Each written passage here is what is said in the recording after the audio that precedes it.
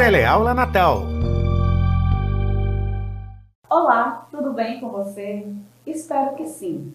Meu nome é Yara Castro e eu sou professora de História da Rede Municipal de Educação de Natal. Eu sou baixinha, tenho 1,58 m, pele clara, cabelos e olhos castanhos escuros. Eu uso óculos, estou vestindo uma camiseta vermelha com uma frase, mesmo calada, a boca resta ao peito, em uma referência à música de Chico Buarque, Cálice, e uma calça preta. O meu sinal é 2 dedos deslizando por cima da sobrancelha. Hoje, na nossa aula 14, nós vamos estudar como foram as resistências do Brasil no contexto da ditadura civil-militar. O tema da nossa aula, especificamente, é Afasta de mim esse cálice, resistências no Brasil no contexto da ditadura civil-militar. Especificamente, nós vamos estudar Brasil, ame-o ou deixe-o, ufanismo e propaganda. No ponto 2, nós vamos ver um pouquinho a tortura à brasileira. O ponto 2.1, nós vamos ver os mortos e desaparecidos no Rio Grande do Norte. No ponto 3, os movimentos de resistência negro, indígena e feminino. No ponto 4, a redemocratização, que foram 2 movimentos principais, a anistia e o direito já. E por fim, vamos ver um pouquinho o que é a Comissão da Verdade, como ela foi criada e qual a importância dela nesse contexto da ditadura civil-militar. Nesse slide, eu trouxe para vocês uma figura, na verdade uma coletânea, de algumas das principais propagandas que eram usadas na época da ditadura militar. O termo ufanismo traz para nós aquele patriotismo exacerbado, né? Algo assim que era muito além de um nível normal de patriotismo. Então, os militares abusavam, né, desse instrumento. No nosso primeiro slide, eu trago o tema do ufanismo e da propaganda. É um slide que tem um fundo amarelo, é um quadrado que tem um fundo amarelo. À esquerda, nós temos um retângulo na vertical com fundo azul. Tem uma imagem de 2 mãos segurando a Taça do Mundo.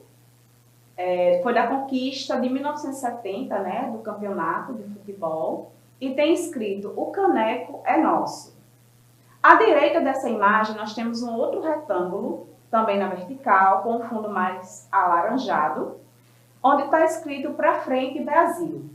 Abaixo desses 2 retângulos, nós temos um outro, com a pequena bandeira do Brasil, onde está escrito Brasil, ame-o ou deixe-o.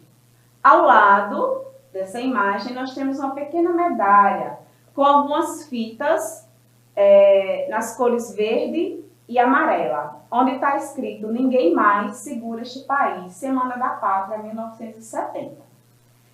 E o que a propaganda tem a ver, né? Como é que a propaganda ela foi usada no contexto da ditadura civil-militar?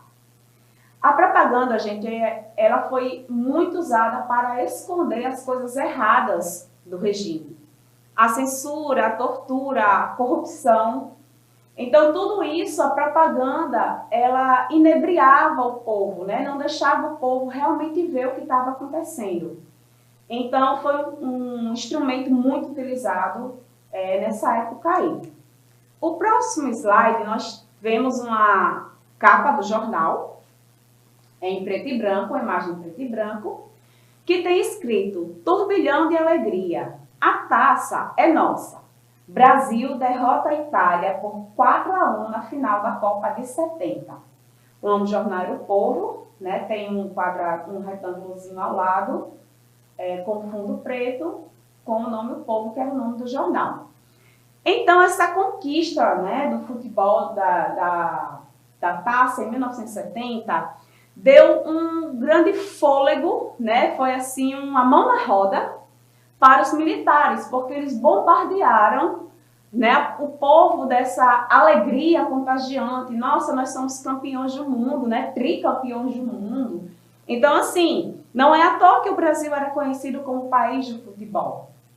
Porém, não é à toa que o futebol era o ópio do povo, porque o povo ficava entorpecido por essa alegria e não via as mazelas do país. O próximo slide, eu trago justamente uma charge para fazer o contraponto a essa euforia tão pregada pelos militares. É uma charge do Jaguar, ele produziu esse desenho, é uma imagem em preto e branco, com uma família muito humilde, com um casal, com 5 crianças e a mulher ainda segura um bebezinho.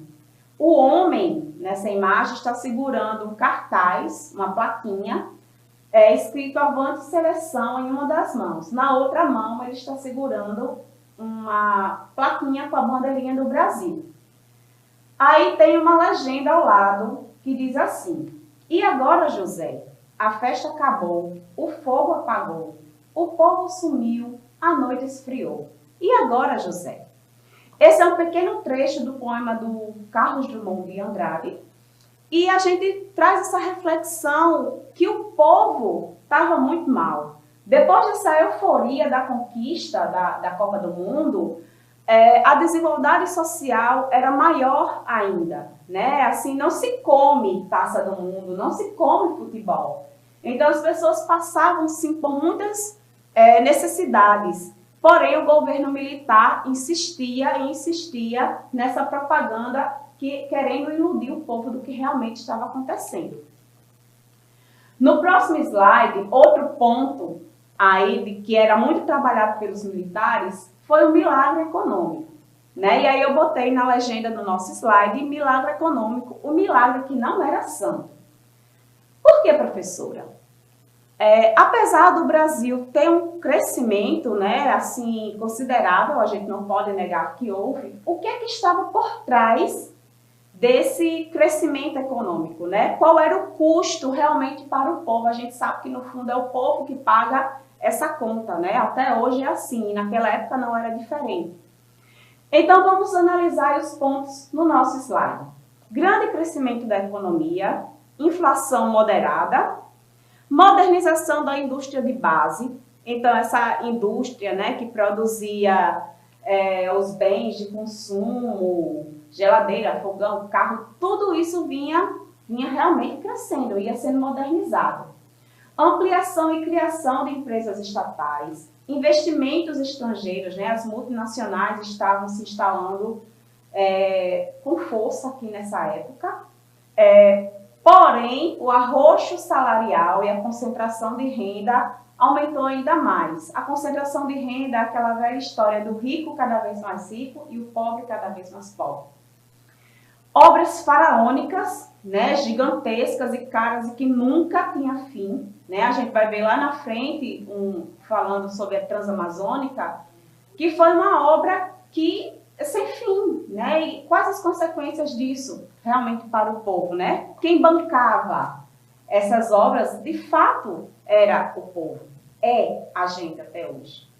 E o aumento da dívida externa, que não podia ser diferente. De onde viria esse dinheiro? Tinha que vir de algum lugar e estava vindo do estrangeiro, aumentando mais ainda a nossa dívida.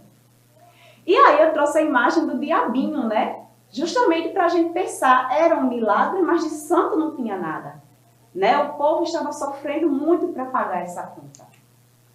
O próximo slide a gente vai tratar um pouquinho sobre um tema difícil, hein? A corrupção. Há quem diga hoje que não havia corrupção na época do regime militar. Você acredita nisso? Vamos ver se sim ou se não. Na primeira imagem desse slide, nós temos um retângulo na vertical com fundo verde. Acima, um pequeno mapa, né, com a bandeirinha do Brasil, escrito: na época dos militares, tudo era melhor. Abaixo dessas letras, nós temos a sequência de 5 presidentes da época da ditadura, da esquerda para a direita. Nós temos o Castelo Branco, Costa e Silva, Médici, Geisel e Figueiredo. E abaixo, pouco abaixo, né, do busto dessa sequência dos 5 presidentes, nós temos as seguintes frases, né?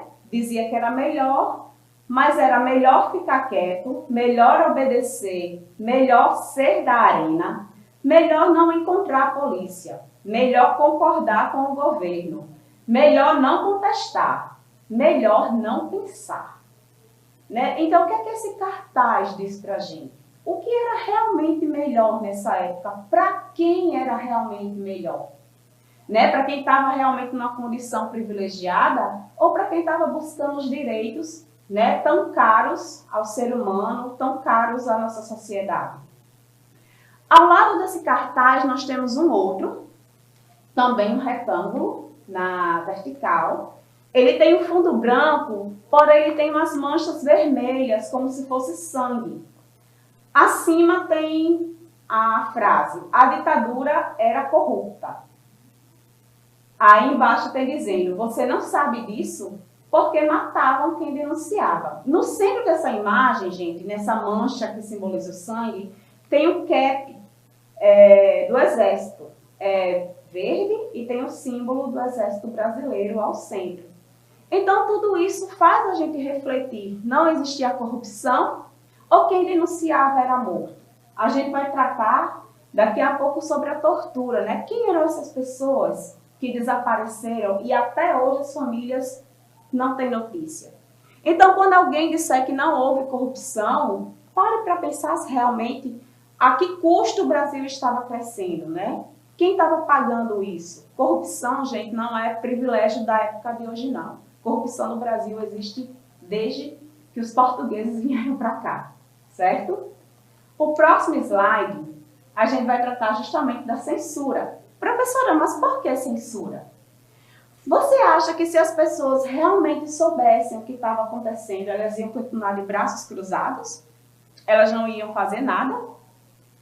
Então, a censura era usada justamente para evitar que essas informações mais importantes, né, que denunciavam a situação real do governo, que realmente estava acontecendo, chegasse ao conhecimento do povo. Porque era perigoso, vamos dizer assim, se o povo soubesse o que realmente estava acontecendo. E a censura, gente, ela é uma espécie de privação das mais sutis, às vezes, mas também, às vezes, é descarada. Eu acredito que o professor Nadson tenha falado das músicas dos festivais e quantas pessoas foram censuradas, suas músicas, suas peças de teatro, os filmes, né? Quando a censura ia lá, ela considerava tal trecho da música ou do filme inapropriado, simplesmente era censurado. Você estava escutando a canção, quando pensava que não tinha nada. Né? Então, assim, não existe. Para que a censura, né? Se era um governo tão transparente, se era um governo sem corrupção, um governo que queria o bem do povo, por que tinha censura? E aí eu trago para a gente algumas charges para dar assim, um pouco de leveza ao tema e fazer a gente pensar. A primeira charge, em preto e branco, traz dois homens, né? E o primeiro diz assim: por que estão removendo as charges sobre censura? Aí o outro homem responde: porque não existe censura. A próxima charge também são dois homens, dessa vez eles estão sentados. Um está na cadeira escrito diretor, e aí ele grita: luz, câmera, ação. O outro homem que está sentado na cadeira com o nome censor grita: corta. A próxima charge é em cores. Ela traz um homem segurando um jornal e o jornal está todo recortado. Ele abre o jornal e simplesmente quase não tem o que ler porque tem vários recortes, né? Vários buracos nesse jornal. E aí tem escrito: censura nunca mais. E aí aparece o símbolo, né, da censura, símbolo universal em vermelho, proibindo tudo isso que era contra as ideias, contra a ideologia da ditadura do regime civil-militar naquela época. O próximo slide, gente, é um ponto muito sensível, mas que a gente não poderia, de maneira alguma, deixar de falar, que é sobre a tortura. Há grupos, inclusive, que defendem que isso não aconteceu. Por outro lado, há milhares de testemunhas que sofreram ou de famílias que tiveram seus entes queridos desaparecidos, como eu falei lá no começo, né? Que não tiveram nem o direito de enterrar os corpos, né, dessas pessoas. Então, é um capítulo que mancha a história, né, do nosso país, que traz algumas reflexões, que mexe mesmo com a sensibilidade da gente como ser humano. Aí eu trago duas imagens nesse slide. A imagem da esquerda, ela tem um fundo escuro, preto, traz a imagem de um homem sem roupa, sentado numa cadeira. Ele está preso pelos braços e pelas pernas e tem um balde de metal cobrindo o seu rosto. Tem ainda alguns fios elétricos ligados a essa cadeira e ao corpo desse homem. Essa imagem, gente, nos remete a um dos instrumentos de tortura usados na época, né, que era a cadeira do dragão. A pessoa ficava presa, era uma cadeira de madeira revestida de zinco, e esses fios ficavam dando choques, né, pelo tempo que os torturadores achavam que fosse necessário para que a pessoa confessasse alguma coisa. Só que depois de a pessoa ser submetida à tortura, ela vai dizer exatamente o que o torturador quer ouvir. Então, até que ponto, né, essa tortura ela entregava alguém? A segunda imagem é uma imagem preto e branco, traz um homem pendurado de cabeça para baixo, com seus pés e suas mãos presos a uma barra, poderia ser de ferro ou de madeira. Essa tortura, gente, era conhecida como pau de arara. E era uma tortura também das mais utilizadas, né? Geralmente, a pessoa, né, o torturado era colocado nu, né? Eu trouxe uma imagem que a pessoa está vestida, mas geralmente a pessoa ficava sem roupa. E muitas vezes jogavam água, né? Ou batiam no rosto da pessoa, até que ela confessasse, entre aspas, o que aquele torturador queria que ela confessasse. Eu trouxe essas para ilustrar, mas há relatos de outras formas de tortura, né? O telefone, que eram dores batidas, né, nos ouvidos, que a pessoa realmente ficava meio surda, algumas até realmente perderam a audição. A questão do afogamento, né, que empurrava a cabeça da pessoa em um recipiente com água. Os outros tipos de choque elétricos, além dos abusos físicos, né, físicos e sexuais, os estupros, que também vários relatos que aconteceram nessa época. Então, é uma coisa que a gente precisa realmente pensar sobre isso. Até que ponto um ser humano é capaz de submeter o outro à humilhação para conseguir o que ele quer. O próximo slide é a imagem de uma casa, conhecida como a Casa da Morte, que era um centro clandestino de torturas no Rio de Janeiro.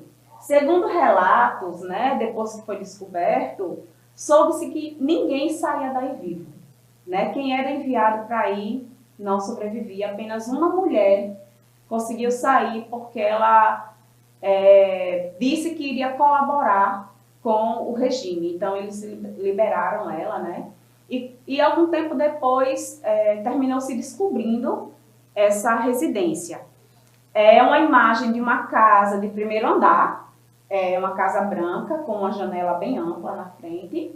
Ela tem um portão alto de ferro e ela é rodeada de árvores. Assim, ela dá a entender realmente que era um lugar mais afastado, que o acesso não era tão fácil. E essa casa era um dos vários lugares onde as pessoas eram levadas e torturadas. Trazendo uma parte para o nosso estado, eu trouxe algumas vítimas, certo, do regime militar aqui no Rio Grande do Norte, né? Mortos e desaparecidos durante a ditadura no RN. A primeira imagem que eu trago para vocês é uma imagem preto e branco de uma mulher. Está em evidência só o rosto dela. É uma mulher de pele clara. cabelo curto, escuro e olhos também escuros. O nome dela era a Natália de Souza Melo Alves. Ela nasceu em 9 de julho de 1945 em Martins, atual Frutuoso Gomes. Ela era costureira e ela era filiada ao Partido Comunista Brasileiro Revolucionário, o PCBR. Ela morreu em Recife, Pernambuco, em 22 de janeiro de 71. Uma das vítimas, né? A próxima imagem é a imagem de um rapaz, quase jovem, bem jovem, né, na verdade. É um rapaz pardo, ele está vestindo uma camisa branca, é uma foto de busto. Ele tem cabelos e olhos escuros. O nome desse rapaz era Emanuel Bezerra dos Santos. Inclusive, existe uma escola aqui na nossa cidade com o nome dele, Estudante Emanuel Bezerra dos Santos. E ele nasceu em 17 de junho de 47, em Caiçara, São Bento do Norte, aqui. Ele veio morar em Natal, né? Ele veio para estudar em Natal, morava na casa do estudante e frequentava o Colégio Estadual Ateneu Norte Rio Grandense. Ele foi preso em 4 de setembro de 73, às 9h30, no Largo da Moema, em São Paulo, quando voltava de uma viagem no exterior. Ele foi levado para o DOI-CODE do 2º Exército, onde foi torturado até a morte. O próximo slide é o slide do Luiz Inácio Maranhão Filho. Era uma figura de bastante destaque aqui no nosso estado. É uma foto preto e branco, 3x4, né? Também aqui um pouco do busto. Ele está vestindo um terno escuro com a camisa branca. É um homem de pele clara, de cabelos escuros, curtos. Ele usa óculos e tem os olhos escuros também. Bem, gente, o Luiz Inácio Maranhão, ele nasceu em 25 de janeiro de 1921, em Natal. Era casado com Odete Roseli Garcia. Ele era advogado. Foi jornalista no Diário de Natal e professor do Colégio Ateneu, ainda da Fundação José Augusto e da UFRN. Ele era membro do Partido Comunista Brasileiro. Ele foi preso em 1974 em São Paulo. Ele foi torturado, morto, e o seu corpo nunca foi encontrado. O próximo slide, a gente vai falar um pouco melhor desses movimentos de resistência, certo? Eu separei 3 principais movimentos, mas houveram muitos outros. O primeiro que a gente vai falar um pouquinho é o movimento negro. Ele não escapou da perseguição da ditadura por conta das manifestações de cunho racial, porque os militares haviam distorcido o mito da democracia racial. O que era esse mito, professora? Era aquela história que não existia racismo no Brasil, né? Que até hoje é uma discussão que se tem, né? Que é uma democracia meio... um racismo velado, na verdade, né? E aí os militares taxavam esses militantes do movimento negro, né? De imitadores dos ativistas norte-americanos que lutavam pelos direitos civis. Aí eu trago uma foto de um homem negro, é uma foto também de busto. Um homem negro trajando uma roupa mais clara. E esse homem, ele ficou conhecido como Oswaldão. E o Oswaldão, ele é uma figura muito conhecida na região do Araguaia. O professor Natson deve ter falado para vocês sobre a guerrilha lá do Araguaia. E o Oswaldão, ele era muito conhecido. Ele era, inclusive, tido como uma figura meio mística da região. E quando ele foi morto pelos militares, o corpo dele foi pendurado num helicóptero e deram alguns rasantes, assim, para que a população ribeirinha visse que aquele homem tão importante, ele tinha sido morto, né? Era um homem qualquer. E depois disso ele foi decapitado e seu corpo foi jogado na floresta e nunca foi encontrado. Então, ainda hoje na região do Araguaia, a figura do Oswaldão é uma figura mística, é uma figura importante que traz muita força a esse movimento negro e da guerrilha do Araguaia. O próximo slide, nós vamos tratar um pouquinho sobre a questão indígena. Como foram tratados os indígenas à época da ditadura militar. O massacre de indígenas na ditadura militar brasileira vem desde o governo de Castelo Branco, em 64. Com a expansão das fronteiras internas do Brasil, através do Plano de Integração Nacional, as lideranças indígenas começaram a sofrer perseguição, prisão, tortura e assassinato. Por quê, né? Eles lutavam pelos seus territórios e por isso eles eram considerados inimigos desse projeto de desenvolvimento, principalmente da região da Amazônia. O próximo slide eu trago uma imagem em preto e branco de um grupo de mulheres indígenas recebendo um documento de um homem que está no ônibus. Inclusive, a própria legenda diz, né, que esse grupo, elas investigam o ônibus que atravessa o seu território em 1964. A Comissão Nacional da Verdade apontou no relatório que de 1964 a 85, em torno de 10 etnias foram vítimas das violações de direitos humanos. Um total de 8.350 indígenas foram mortos, torturados, forçados a abandonar suas terras. Então, é um capítulo que pouco se fala quando a gente trata de ditadura militar, mas que 8.350 indígenas é um número que a gente merece olhar com mais atenção. O nosso próximo slide, nós vamos tratar um pouco da questão feminina durante a ditadura militar. A luta das mulheres. Como eu não poderia deixar de citar, né, ao longo das minhas aulas, nós vamos tratando essas questões femininas, né, da inserção das mulheres em vários contextos. As mulheres também estavam, muitas vezes, na linha de frente nessa luta contra a repressão. Na primeira imagem, que está à esquerda desse slide, é uma imagem preto e branco. Nós temos uma multidão, certo? E na linha de frente estão algumas mulheres de mãos dadas, segurando alguns cartazes de protesto contra a ditadura militar. Na imagem à direita, preste atenção se você não reconhece essa figura, é uma imagem preto e branco, certo? 3x4 de busto. É uma mulher de cabelos curtos, ela está usando óculos, ela tem a pele clara, e ela está segurando um número, que é o 3023.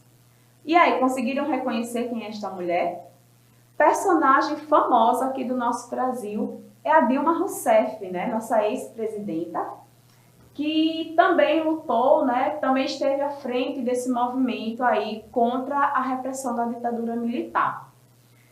Então, assim, vários movimentos, gente. O nosso tempo é um pouco curto, a gente teve que fazer um pequeno recorte, mas quem tiver curiosidade, né, pode pesquisar aí outras mulheres que estiveram à frente desses protestos, que foram presas, que foram torturadas, que foram até mortas, muitas vezes na frente dos filhos. Então, novamente, né, eu estou sempre falando isso, que são fatos que a gente não pode ignorar, porque existem testemunhas do que aconteceu.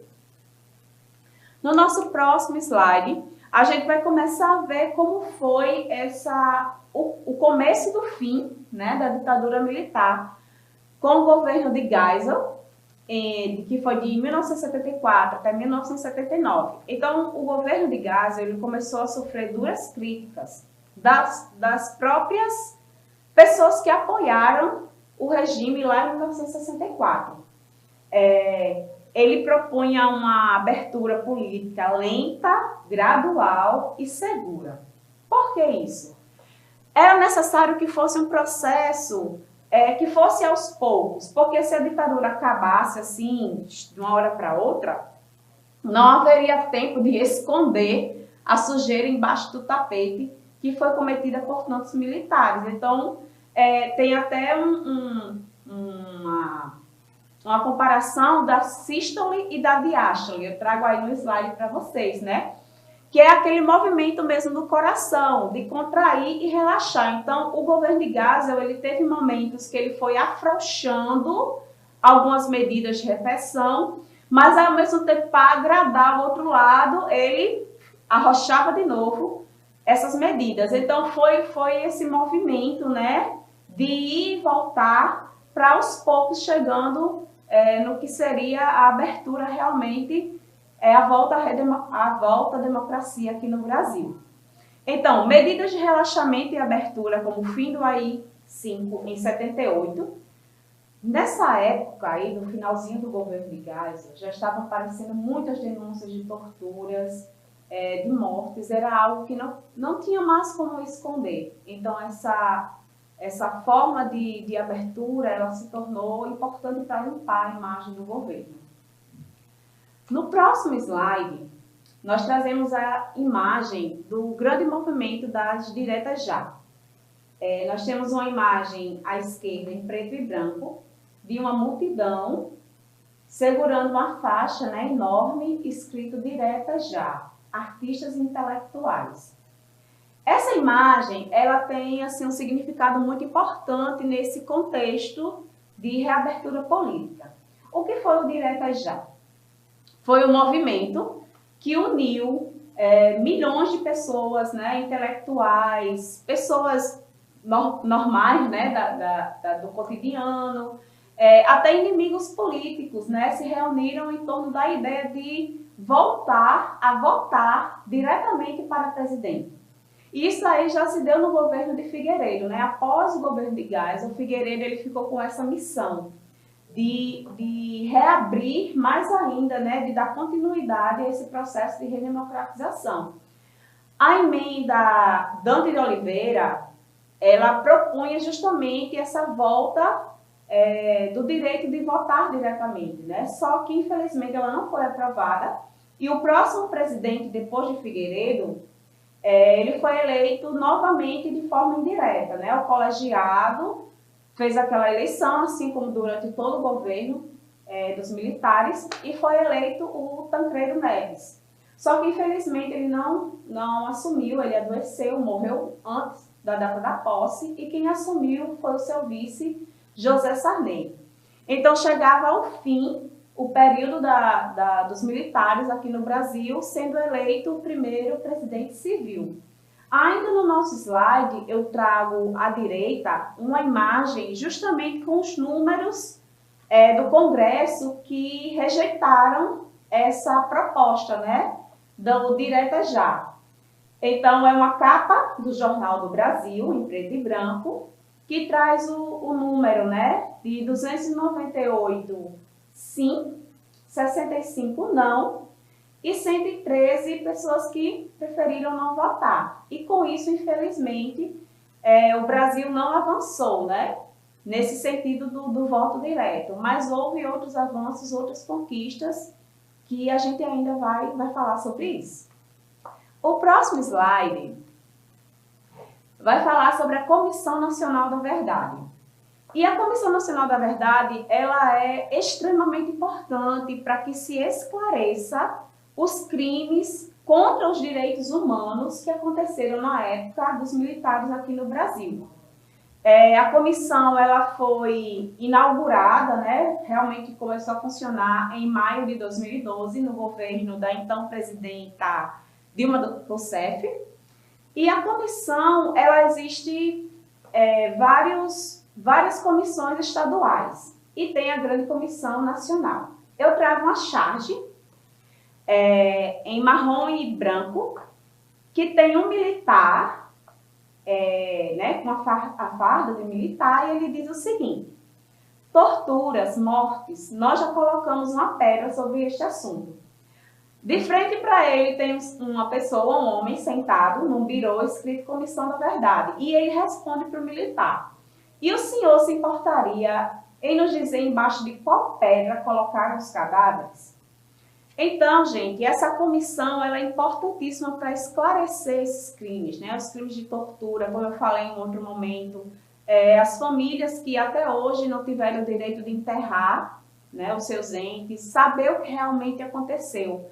A dor da perda, isso a gente não pode reparar, né? Mas existe uma forma, pelo menos, de saber o que aconteceu e julgar o que for possível julgar, para que isso não volte a acontecer aqui no nosso Brasil.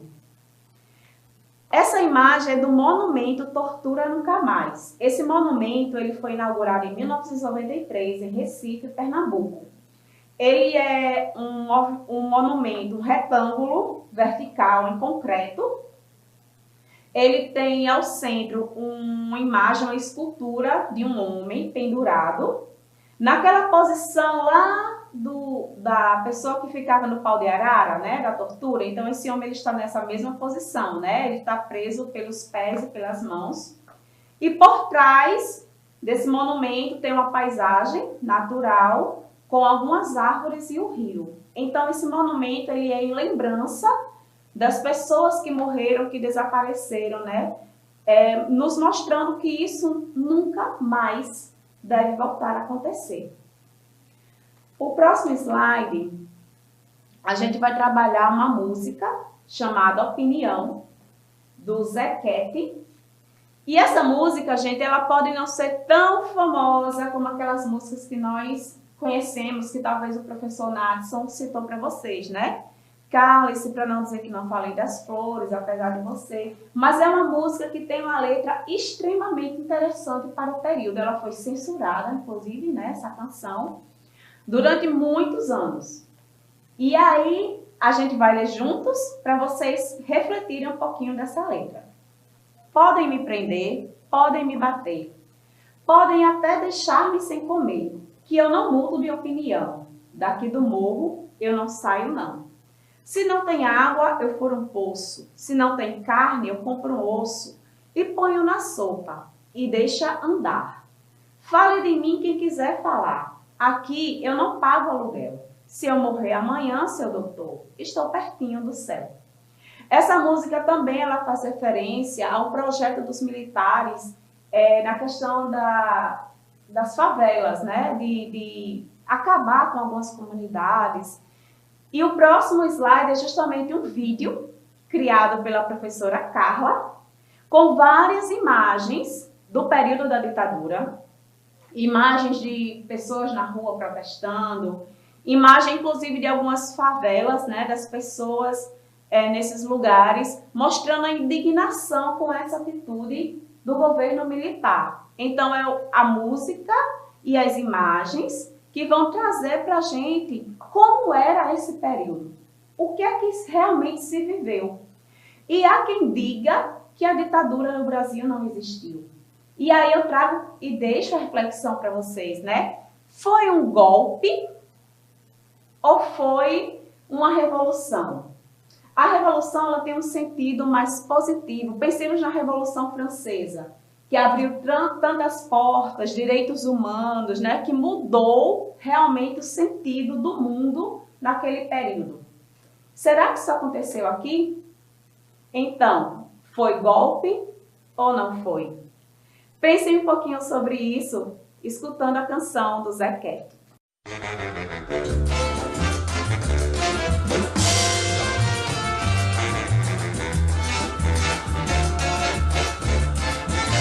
Podem me prender, podem me bater, podem até deixar-me sem comer, que eu não mudo de opinião. Daqui do morro eu não saio não. Daqui do morro eu não saio não. Se não tem água, eu furo um poço.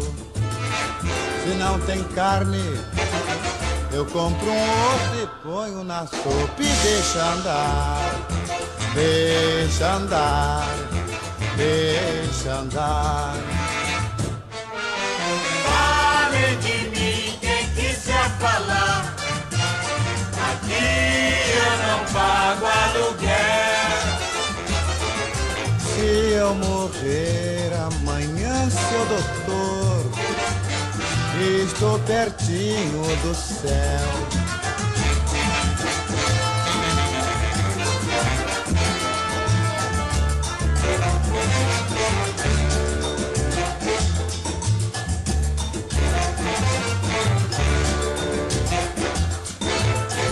Daqui do morro eu não saio não.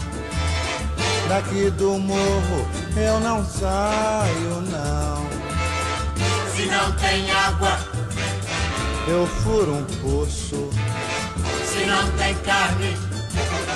Eu compro um osso e ponho na sopa e deixa andar. Deixa andar, deixa andar. Falem de mim quem quiser falar. Aqui eu não pago aluguel. Se eu morrer amanhã, seu doutor, estou pertinho do céu.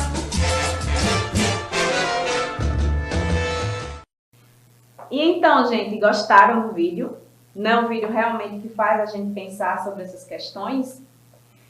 E chegamos ao final de mais uma aula. Foi um grande prazer estar aqui com vocês. Lembrem-se de fazer as atividades que foram propostas pelos seus professores. A gente se vê. Um grande abraço. Tchau, tchau.